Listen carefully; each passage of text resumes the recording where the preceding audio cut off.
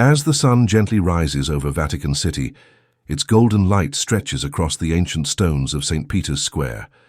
The majestic Basilica glows in the morning light, bathed in warmth, beauty, and a sense of something holy. Today, the square does not feel ordinary. It feels alive with meaning. The air carries a quiet excitement. It's as if the very walls and bricks of the Vatican are holding their breath, waiting for something incredible to happen. People from all corners of the world have gathered here, each one with hope in their heart. Some are smiling, others are in tears, but all are united by faith. You can feel their emotions like a soft wave of prayer and love washing over everything. Today is not just another day in the church, it is a turning point. It is the beginning of a new chapter in history. This is the day when Luis Antonio Tagle, a humble man from Manila, becomes the first ever Filipino pope. It is a moment of great pride, not just for the Philippines, but for millions of Catholics around the globe. The energy in the square is electric. People are whispering prayers, holding rosaries, and looking toward the Basilica with eyes full of emotion. Some have traveled great distances just to see this moment with their own eyes. Others are watching from home, sitting with their families, their faces glowing in the light of television screens. In churches and homes all over the world, people have gathered not wanting to miss a second of this once-in-a-lifetime event. Inside the Basilica, everything feels sacred. The atmosphere is thick with tradition, reverence, and peace. Cardinals. In their bright red robes stand silently. Their faces are full of deep thought. The silence is not empty, it's meaningful. Only the gentle sound of footsteps and quiet prayers fills the air. Suddenly, all eyes turn to one man. A figure in white steps forward into the light. It is Pope Luis Antonio Tagle. He walks slowly, each step filled with purpose. His face shines with peace and strength. His eyes are focused, not on the crowd, but on the sacred altar in front of him. This is the moment he accepts his holy duty.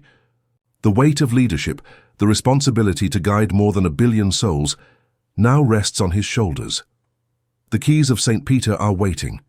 These keys are not just symbols. They carry centuries of history and faith. From St. Peter himself to every pope that came after, these keys represent the mission of the Church, the passing of wisdom and leadership from one hand to the next. And today, they are about to be handed to someone who began his journey in the colorful streets of the Philippines. A man known affectionately as Kiko, who grew up among everyday people, who laughed with the poor and served with a humble heart, is now about to hold the highest spiritual role in the Catholic world.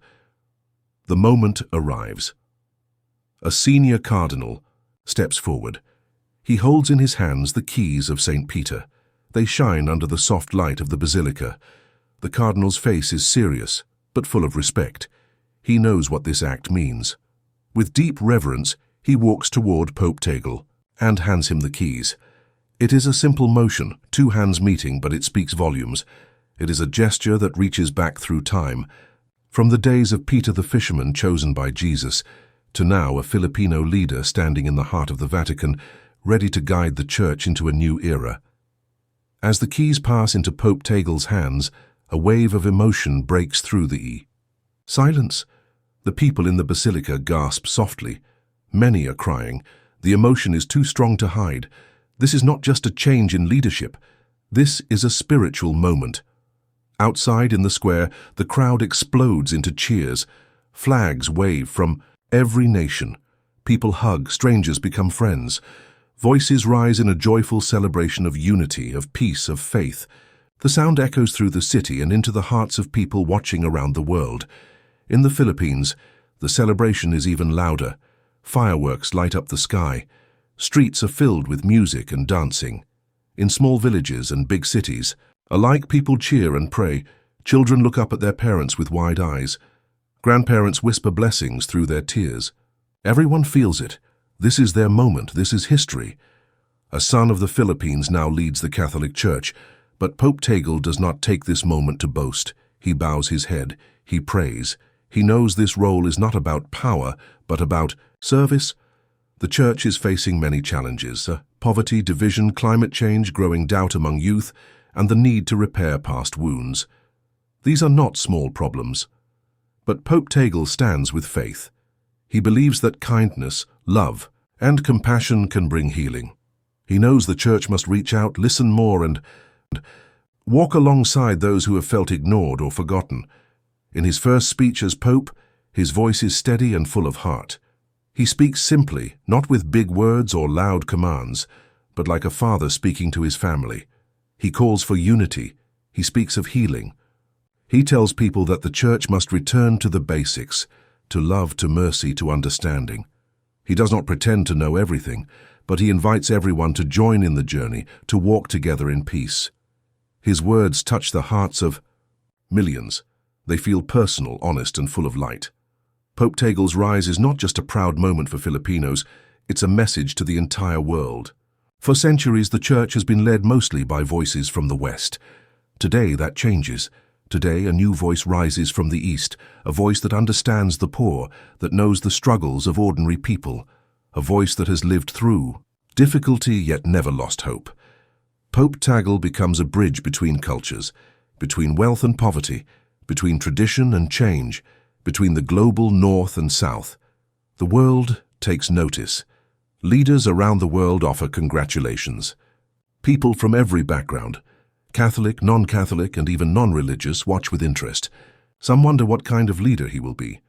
Others already feel a connection, a spark of hope. Social media lights up with his name. People post prayers, photos, and words of encouragement. His face becomes a symbol of hope for a kinder Church, a more welcoming world. And Pope Tagle begins his mission with open arms.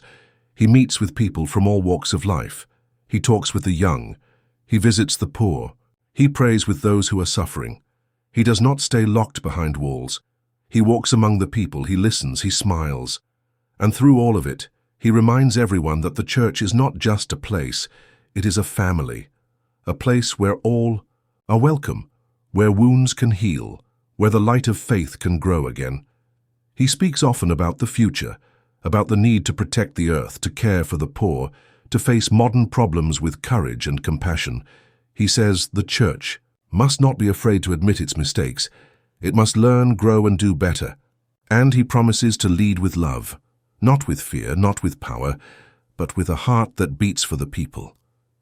As he continues his journey, Pope Tagle becomes a light in dark times, a voice of peace in a noisy world, a reminder that leadership can be humble, that faith can be gentle, and that the Church, when led with love, can be a true home for all. His story is still unfolding. The challenges are many, but his message is clear. No one is forgotten. No one is too far. Every person matters. Every heart is welcome. And together with faith, the world can move toward a better tomorrow. From the lively streets of Manila to the ancient halls of the Vatican, Pope Tagle's journey shows us the power of hope, the strength of faith, and the beauty of humility. This is more than just the beginning of a new papacy. It is the beginning of a new spirit in the Church, a spirit that listens, loves, and leads with kindness. As the keys of St. Peter shine in his hands, Pope Tagle walks forward, not alone, but with the prayers and dreams of millions behind him. He walks not with pride, but with purpose, and the world watching closely finds hope again.